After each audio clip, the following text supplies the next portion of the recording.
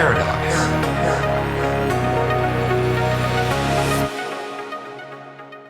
Alright guys, it's Jahlon, and today we're doing an Ashes crash course on the topic of progression. I decided to do this video. A lot of people popping into my live streams have a fear, and it's a justifiable fear. They're afraid that Ashes is going to be like every other game, that they're going to be bored when they're at level 50 and there's going to be nothing to do.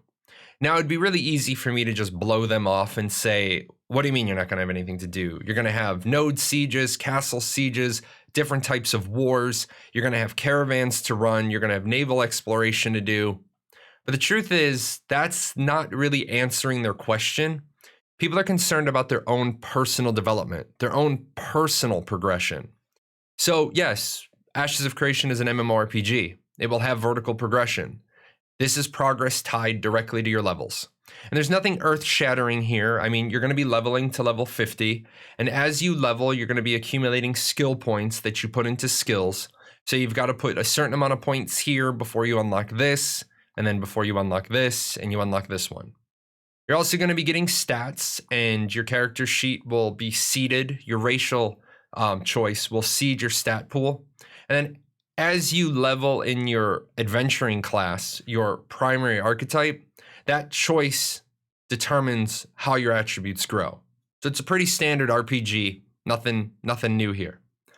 What Intrepid's doing interesting with Ashes of Creation is they have a very robust horizontal progression system. This is progress not tied to levels, instead it's tied to choice. And these themes may have some leveling inside of them, but it's not tied to your character level, it's tied to your dedication to these themes. Now, the first one I want to talk about is classes, and I wasn't necessarily going to put classes on this list until I kind of thought about it.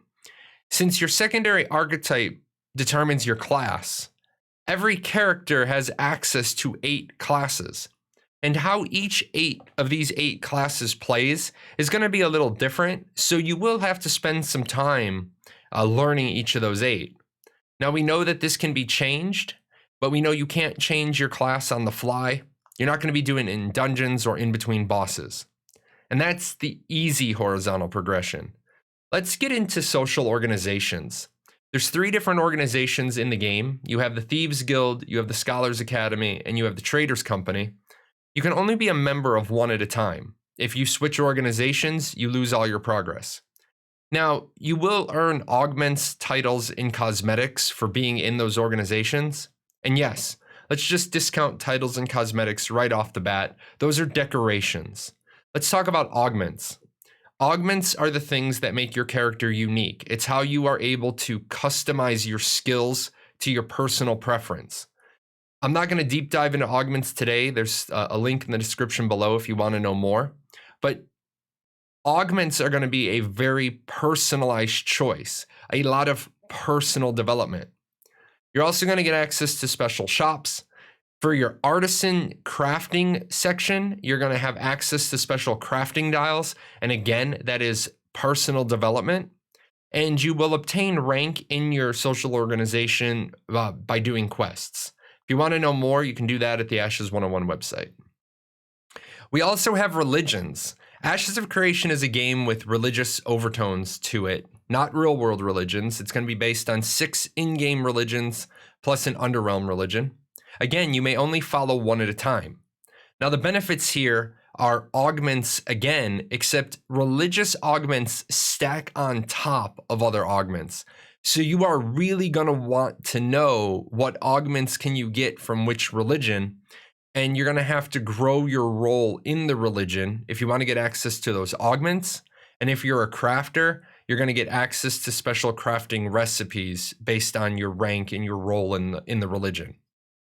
We're also going to have sailoring, and sailoring is an interesting concept. A lot of the content in Ashes of Creation is naval content, and there are different skills they're needed on the boats. You're going to have defensive skills, gunnery, navigation. You're going to have piloting, repair, utility skills. So this is where your guild and your organization, your group of people, you're going to have to make some community-driven decisions. Who's going to do what? Because you definitely don't want to launch a boat for an expedition to have a bunch of gunners and nobody who can repair. We also have PvP seasons. Now, I was gonna break out all the things in PvP seasons, but that would just make the video longer. I know PvP seasons seem like it would be a theme, not progression. Stick with me. You're gonna have a 6-month season that's gonna be a cumulative score based on your performance in things like sieges, caravans, arena, guild wars. You will be rewarded for this through gear enhancements, achievements, and purchasing power, currency that allows you to make those choices. Now, I could put the PvP seasons in the theme box, but I think it's horizontal progression because it's going to be based on choice in what you do. And I say that because the specific part is the Brigand Caravan Defender tree. This may be a standalone development, but it might be rolled up into the PvP season. So I wanted to mention it specifically. You will progress by defending or attacking caravans. You will make that choice. So this is one of those, we could probably put it in either or, but I wanted to include it in horizontal progression because this is you making a choice and how you grow your character. Now, I know what you're going to say. What's the big deal? What does it matter? I'm going to talk about the smallest change. In my guild, I have a Vec who's a cleric high priest. I have a Vec who's a cleric high priest. So hey, I've got 2 high priests, and they both were decided to be bishops in Religion 5, and they're both navigators. So it seems like I have 2 carbon copy characters, except one's a brigand and one's a defender, and one's a captain in the Thieves Guild, and one's a magus in the Scholars Academy. I've only changed 2 very minor things on these character choices, but those are now going to represent 2 radically different characters. They're going to have different augments. They're going to have different enchants. They're going to have different buying power from 2 different Brigand and Defender. They're going to have access to different recipes or different crafting dials. So the smallest change on the character is really what I think a lot of people were looking for is, how do I make myself unique? Well, this is how you make yourself unique. The horizontal progression represents your ability to make your character unique in the world of Vera. And that is it for today, guys. I wanted to make sure to put this out as a conceptual video. Obviously, I need to build some Ashes 101s to companion this piece. I need to do an Ashes 101 on the social organizations. That's coming once we get a little bit more detail.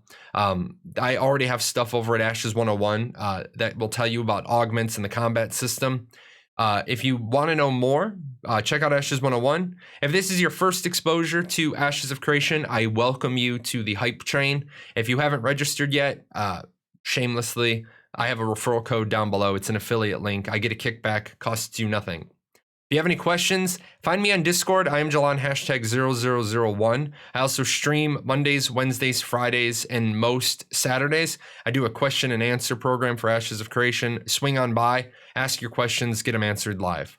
Until then, guys, I need to put this into post-production. I got a lot of things going on. Leave your questions, comments, concerns, complaints, ironic musings in the comments below. And until I see you next time, stay safe. Take care. What are you still doing here? Nobody ever stays this long. This is the end screen. Well, since you're here, there's a couple other videos I think you should check out. And all those names, those are my patrons over at Patreon. I couldn't do this without them. So, big thanks to them for all their support.